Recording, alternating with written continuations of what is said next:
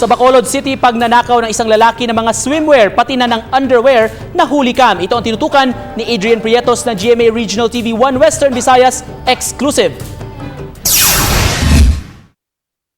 Ilang beses nakita sa CCTV video ang pagdaan ng lalaking ito sa isang shop at cafe sa barangay Punta Taytay, Bacolod City. Nang makitang walang tao sa lugar, mabilis nitong inakyat ang pader. Maya-maya pa, nakapasok na ito sa loob ng shop at nang lumabas na ay may dala na itong sako.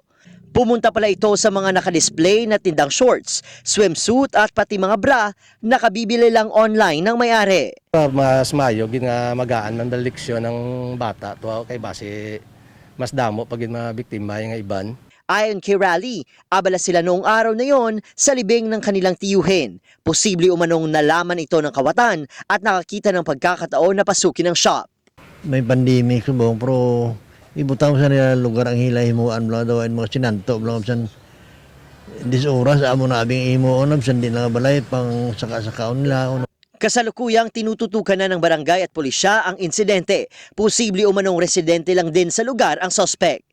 Nananawagan din ang otoridad sa mga netizen na ipagbigay alam agad sa kanila kung sakaling may impormasyon silang malaman na may nagbebenta online ng mga nakaw na swimwear at underwear. Ako si Adrian Prietos para sa GMA Regional TV.